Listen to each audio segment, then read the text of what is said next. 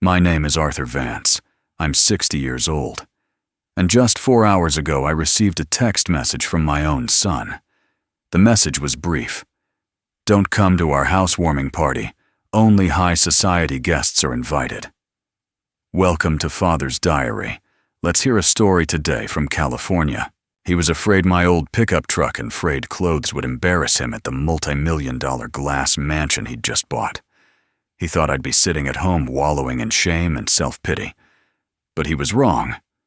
Right now, I'm sitting on the aft deck of the Blue Heron, my custom-built vintage wooden yacht, holding a glass of fine red wine, quietly watching the lights from his lavish party shimmering across the water of Lake Tahoe. I'm not angry. I just offer a wry smile at his naivety. Then my phone rang. The screen flashed. Derek. I answered. Gone was the arrogant tone from this afternoon. His voice was trembling now, thick with panic, cutting through the background noise of chaos and breaking glass on the other end. Dad, why is Mason Sterling shaking your hand on TV? Why is the news anchor calling you the architect of prosperity? Why did you hide this from us? I stared at the phone screen, took another sip of wine, and didn't answer immediately. My silence in that moment spoke louder than 1,000 explanations. Before I continue, if this story resonates with you, if you've ever been looked down upon by your own family or underestimated just because of your humble appearance, please take a moment to hit like and subscribe to the channel right now. Click that subscribe button if you want to know exactly what the price of snobbery and ingratitude looks like. Now let me take you back 3 years to understand why my son's world fell apart on the very night he thought he had finally reached the pinnacle of success. 3 years ago, the silence of the Sierra Nevada pines was the only luxury I needed. I was living in the old cabin, a structure I had designed and built with my own hands 3 decades prior. To the untrained eye, it was just a rustic shelter made of weathered oak and stone tucked away near the tree line.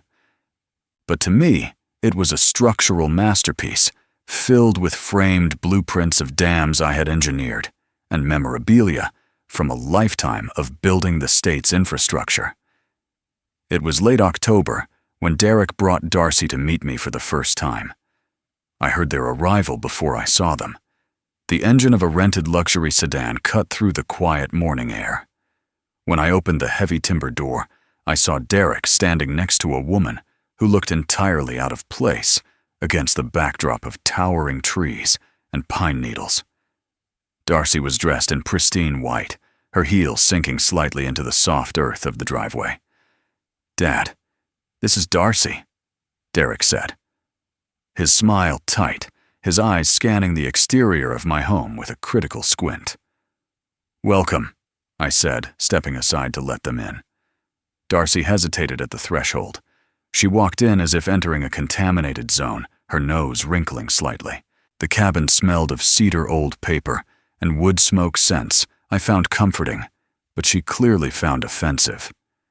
"It's quaint," Darcy whispered to Derek loud enough for me to hear. She hovered near the fireplace, refusing to sit on the distressed leather armchair I had owned for 20 years. "He really lives like a jungle man, doesn't he? It's a bit primitive." "I know," Derek muttered back, not defending me. "I told you." We stood in the living room, the tension thick enough to choke on. Derek walked over to the window and pointed at my 1985 Ford F-150 parked outside. The truck was caked in mud from a fishing trip I'd taken 2 days prior. "Dad, seriously?" Derek sighed, turning to face me. "Look at that truck. Look at this place. You're sitting on a gold mine of land here. You should sell it. Move into a condo in town and get a decent car. This whole mountain hermit vibe, it's embarrassing. Image is everything in this era, and you are woefully outdated." I looked at my son. I didn't see a man. I saw a boy blinded by the glare of superficial things. "This house is solid, Derek. It has a foundation that could withstand an earthquake. That matters more than curb appeal." They didn't stay for lunch. Darcy claimed she had an allergy to dust, and they hurried back to their rental car as if escaping a prison. That evening, I sat alone in my study in the basement, the only room equipped with high-speed fiber optic internet and modern terminals. I felt a heavy ache in my chest, not for myself, but for the financial burden I knew Derek was carrying. He had complained about his student loans during the visit, using them as an excuse for his stress. I logged into the secure portal of the V-Fund Blind Trust. I pulled up Derek's loan account. The balance was $82,000. I authorized a full payoff categorizing the transaction under Anonymous Alumni Scholarship Grant. 2 weeks later, Derek called me. "Dad, you won't believe it." His voice was dripping with arrogance. "The university wiped my entire debt. I told you I was top of my class. They obviously recognized my potential and selected me for a special grant. It proves I'm on the right track, unlike some people who get stuck in the past." He hung up without asking how I was. He didn't thank God, and he certainly didn't thank me. He just polished his ego with the money I had silently given him, using my generosity to fuel the very arrogance that made him despise me. Fast forward to last month. Derek's arrogance had calcified into a dangerous kind of blindness. He announced he was purchasing the Glass Point, a cantilevered glass mansion in a new luxury development overlooking the Eastern Shore. It was a $4 million gamble intended to serve as both his residence and his real estate showroom. He secured the bank loan with shocking ease. Derek strutted around, boasting that his credit score and personal brand were so powerful, the bank didn't hesitate. What he didn't know, what he never bothered to research, was that the entire development project had been greenlit only because V-Fund had invested heavily in the surrounding utility infrastructure. The bank wasn't betting on Derek. They were betting on my fund's involvement in the region. He was riding my coattails while thinking he was flying. I visited the site 2 weeks before closing. It was a stunning piece of architecture visually, but as I walked the perimeter, my engineer's instincts flared. The ground was soft, too soft. "Derek," I said, pointing to the support pylons. "This soil is alluvial. It shifts when the water table rises in spring. And these glass panels, the span is too wide for the wind load we get in this canyon during winter storms. You need to reinforce the foundation with helical piers, or this house is going to crack." Derek rolled his eyes, checking his watch. "Here we go." Darcy stepped out of the master suite holding a color swatch. She laughed a sound like breaking glass. "Oh, Arthur, please. You're used to building stables and log cabins. This is modern engineering. It's supposed to flex. Don't bore us with your old school paranoia." "I engineered the dam that powers this entire valley, Darcy," I said, my voice low. "I know how the earth moves here." "Well, the developer's inspector passed it," Derek interrupted, turning his back on me. "So unless you're going to congratulate me, we're done here." I left, realizing that you cannot save someone who believes they are already saved. That brings us to this morning. Despite everything, the insults, the dismissal, I had prepared a gift. I was sitting in my study holding an envelope containing a check that would have covered their first year of mortgage payments. I wanted to give them a safety net one last time. I was planning to change into my best suit and drive over early to help set up. Then my phone buzzed on the desk. It was a text from Derek. "Dad, change of plans for tonight. Mason Sterling confirmed he's attending with some major investors from Silicon Valley. Darcy is really stressed about the vibe. We think it's best if you don't come. Your fishing gear and the whole rustic look would just confuse the guests. We need to project success tonight. Thanks for understanding." I stared at the screen. We need to project success. He wasn't protecting me from the crowd. He was protecting his illusion from his reality. He was ashamed of the very man whose silent work had paved the road he was walking on. I didn't reply with anger. I didn't type out a furious paragraph detailing my net worth or my relationship with Mason Sterling.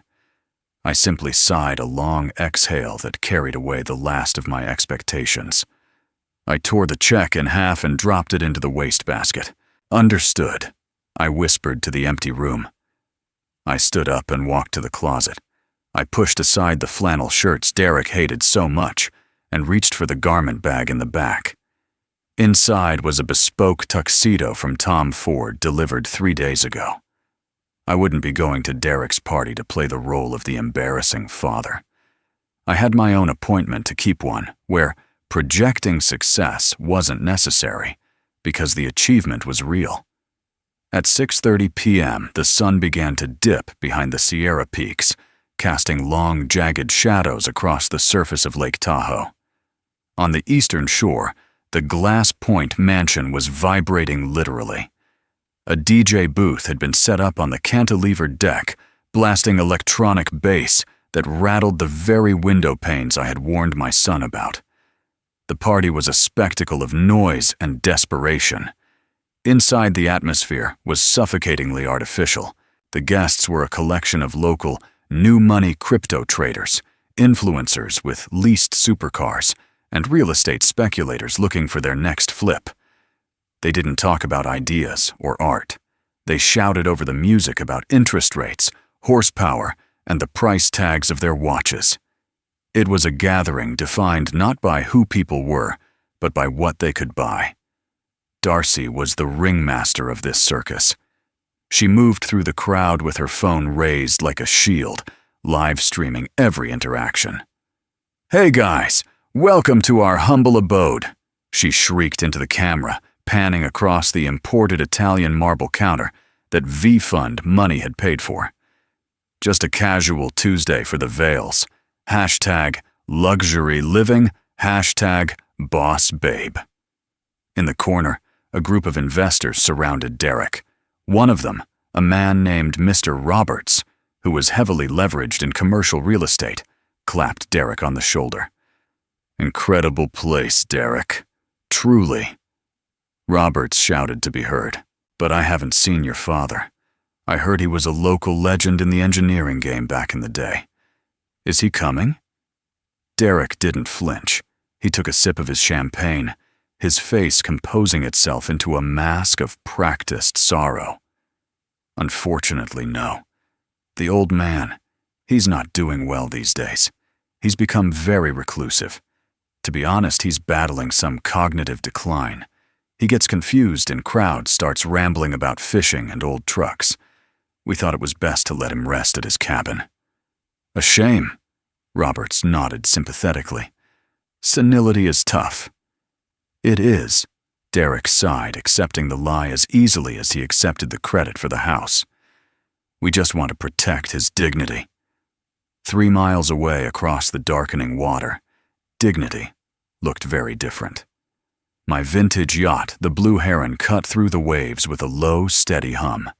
There was no music, only the sound of mahogany slicing through fresh water. My crew, 2 young men dressed in crisp white uniforms, guided us toward the private pier of the Ritz-Carlton Lake Tahoe. This was not a place for DJs or influencers. As I disembarked, there were no paparazzi, no flashing lights. The luxury here was silence. The valet at the dock greeted me by name, taking the rope with a nod of recognition that didn't need to be bought. I walked up the stone path to the Nevada Engineering and Infrastructure Gala. The ballroom was filled with men and women who didn't need to shout to be heard. These were the people who built the state, the governor, the CEOs of major construction firms, the architects of the water systems that kept Las Vegas alive. The air smelled of expensive scotch and serious conversation.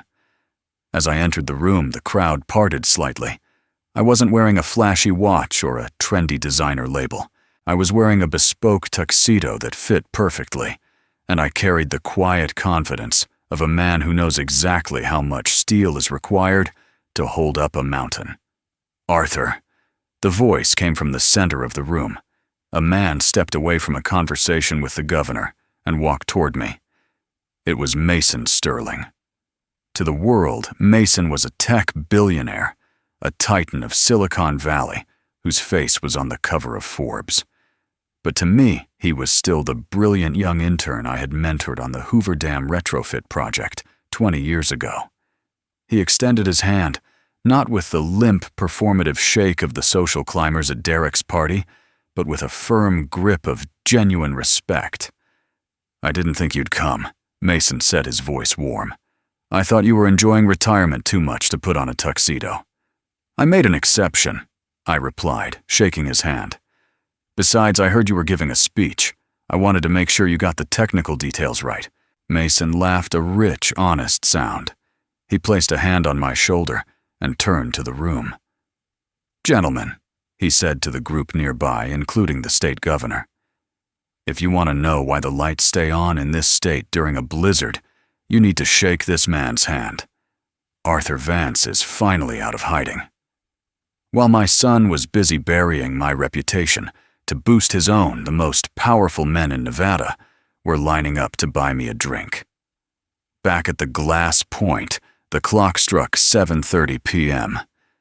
The party was reaching a fever pitch of shallowness. Darcy was in the middle of a toast, raising a glass of champagne to self-made success, when Mr. Roberts cut through the noise. "Derek," Roberts said, checking his heavy gold watch. "Turn on the main screen. The Nevada Business Network is airing the governor's infrastructure report. I have a lot of capital tied up in the municipal bonds they're discussing. I need to see the market reaction." Derek hesitated. "Now we're kind of in the middle of a vibe here, Roberts." "The market doesn't care about your vibe, Derek," Roberts replied, his tone hardening. "Turn it on." Reluctantly, Darcy signaled the DJ to cut the music. She grabbed the remote and lowered the massive motorized projection screen that descended from the ceiling, the same ceiling I had warned them was too heavy for the support beams. The room fell into an awkward, murmuring silence as the image flickered to life. It was a live broadcast from the Ritz-Carlton.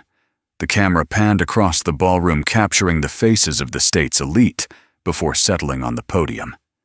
The banner behind the stage read, "Nevada Engineering Hall of Fame Lifetime Achievement Award." And now, the news anchor's voice boomed through Derek's surround sound speakers, filling the glass mansion with a gravity that had been missing all night. "To present our highest honor, please welcome the CEO of Sterling Technologies, Mr. Mason Sterling." In Derek's living room, the color drained from Darcy's face. She lowered her phone, the live stream forgotten. On the screen, Mason Sterling stepped up to the microphone. He looked directly into the camera, his expression solemn and admiring. "Tonight we honor a ghost," Mason began. "A man who has spent 40 years building the spine of this state, while refusing to take a single bow. He designed the spillways that prevent our valley from flooding. He engineered the seismic retrofits that keep our bridges standing." Mason paused, and then he dropped the bombshell that would shatter my son's carefully constructed reality. But more importantly, he is the silent founder and chairman of the V Fund. For the last decade, his private equity firm has underwritten 40% of the infrastructure projects here in Lake Tahoe. Ladies and gentlemen, please welcome the architect of prosperity, Mr. Arthur Vance. The camera cut to me as I walked onto the stage. The applause on the television was thunderous. I accepted the crystal trophy, shaking Mason's hand, firmly the same hand Derek had been desperate to shake all his life. In the mansion, the silence was absolute. It wasn't the silence of respect. It was the silence of a vacuum sucking the air out of the room. Mr. Roberts stared at the screen, then slowly turned his head to look at Derek. His eyes were wide, calculating, and cold. "V Fund," Roberts repeated the name, his voice slicing through the quiet. "Derek, V Fund is the primary guarantor for this entire housing development. My firm only invested in this area because V Fund backed the utility grid." Derek opened his mouth, but no sound came out. He looked like a deer caught in the headlights of a semi-truck. "You told me your father was senile." Roberts continued, taking a step closer to Derek.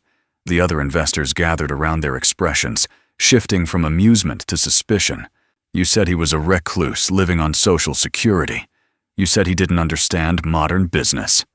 I thought... Derek stammered, sweat beading on his forehead. It's a misunderstanding. He never told me. He's the chairman, another guest interjected, pointing at the screen where I was now giving my acceptance speech. He looks pretty sharp to me, Derek. He's speaking in complete sentences. He's standing next to the governor. Roberts let out a harsh, incredulous laugh. You lied, he stated flatly. You stood there and lied about your own father, to make yourself look better. And if you're willing to lie about your blood, what are you telling me about the equity in this house? What are you hiding about the loan terms? No, listen, Roberts, the deal is solid, Derek pleaded, reaching out to grab the investor's arm. Roberts recoiled as if burned. Don't touch me.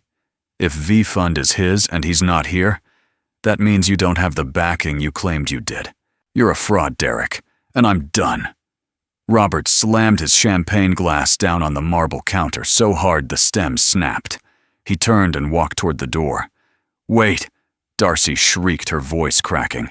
You can't leave. We haven't cut the cake. Eat it yourself, Roberts called back over his shoulder. One by one, the other guests followed him. The herd mentality that had filled the room suddenly reversed course. Nobody wanted to be associated with the man who had just been exposed as a liar on live television. The exodus was swift and brutal. In the world of high-stakes real estate, reputation is the only currency that matters, and Derek's had just been devalued to zero. Following Mr. Roberts out the door, the other investors checked their phones, muttered vague excuses about early meetings, and hurried toward the valet stand. They didn't want to be caught in the blast radius of a fraud. Within 15 minutes, the glass point was empty. The DJ had packed up his gear, sensing he wouldn't be getting paid his full fee. The only sounds left were the hum of the expensive refrigerator and the click of Darcy's heels as she paced across the marble floor, her face streaked with mascara tears. You idiot, she hissed at Derek, throwing a napkin onto the floor. You told me he was nobody. You told me he was an embarrassment. Now I look like a fool to my entire subscriber base. Do you know how many people saw that live stream? Derek didn't answer her. He was standing by the floor-to-ceiling window staring at his reflection in the dark glass. His hands were shaking so violently he could barely hold his phone. He dialed my number. On the other side of the lake, the gala was winding down. I had stepped out onto the terrace to get some fresh air away from the applause. The night air was crisp, smelling of pine and deep water. When my phone rang, I knew exactly who it was. Dad. Derek's voice cracked, sounding small and terrified. Dad, are you there? I'm here. Derek, I answered calmly. You have to do something. He stammered, his panic rising with every word. Everyone left. Roberts walked out.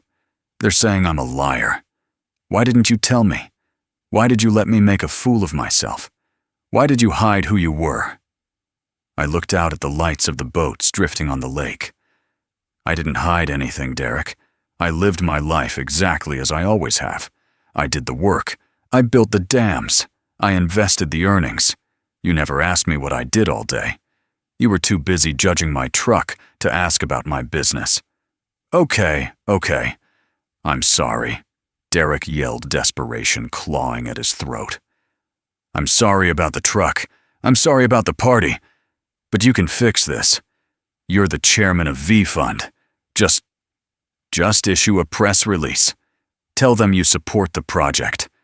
Tell them V Fund is backing the glass point. Please, Dad. I need this.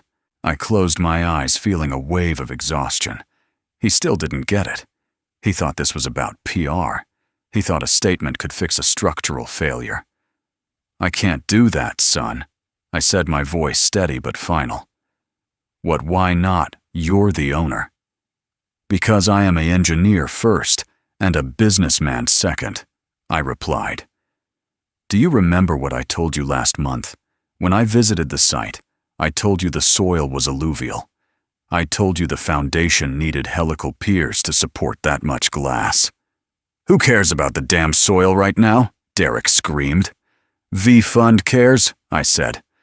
And because I am the chairman, I have a fiduciary duty to my investors not to back high-risk projects.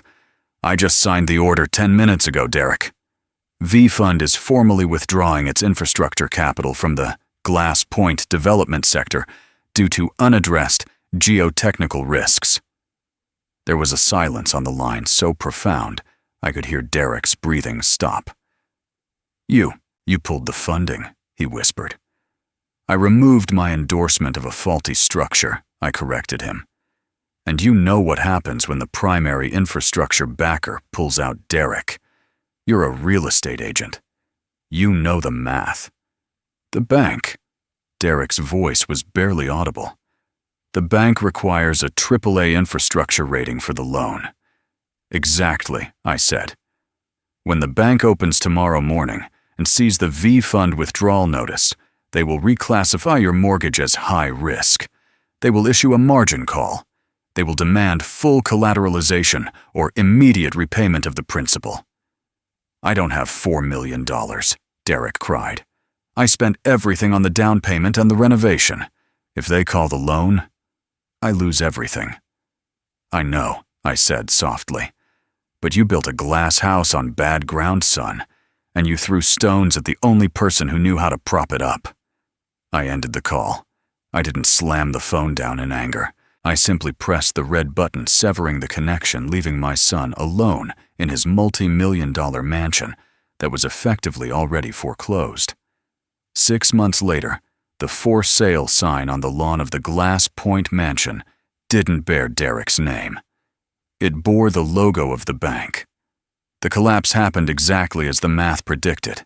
Without the V-Fund's infrastructure guarantee, the mortgage lender reclassified the property as high risk.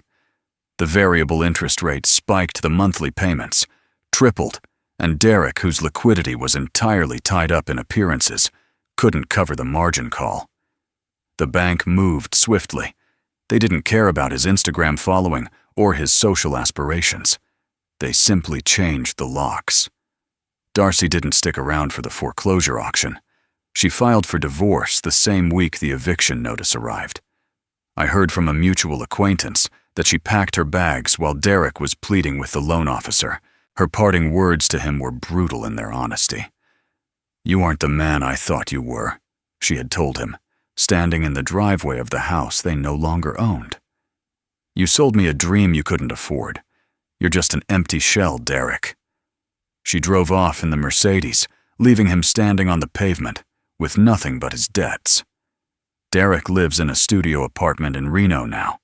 He couldn't stay in real estate. His reputation in Tahoe was shattered after the public humiliation at the party. He took a job as a junior insurance salesman. Every day he puts on a cheap suit, picks up his briefcase, and goes door to door trying to sell policies to people who don't want to talk to him. I'm told he gets the door slammed in his face a dozen times a day. He's finally learning what it feels like to be dismissed, to be judged, to be treated as a nuisance. It is a harsh teacher, but it is the only one he has ever listened to. As for me, I sold the old cabin. The irony is that the primitive land Derek so despised was sitting on a granite bedrock that developers were desperate to acquire. It sold for 3 times the value of his glass mansion. I didn't keep the money for a rainy day. I used it to buy my freedom. I am writing this from the deck of the Blue Heron, currently anchored off the coast of the Mediterranean. The water here is a different shade of blue than Tahoe, warmer and deeper. I don't feel a sense of victory. A father never rejoices in his son's pain. There are nights when I look at the stars and miss the little boy who used to ask me how bridges were built before the world taught him to care only about how much they cost. But I know that interfering now would rob him of his only chance at redemption. He needs to build his own foundation, rock by rock, without my money acting as the mortar. So, if you are listening to this, take a look at the life you are building. Borrowed glamour is like a house built on alluvial soil. It might look magnificent in the sun, but it will collapse the moment the first storm rolls in. True value isn't found in what you can show off to strangers at a party. It is found in what remains when the lights go out and the audience leaves. It is found in your character, your competence, and your integrity. And to the parents out there, loving your children doesn't always mean saving them. Sometimes, the most loving thing you can do is stand back, let them fall, and pray that when they stand up, they finally understand that the ground beneath their feet is the only thing that matters. Thank you for listening to my story.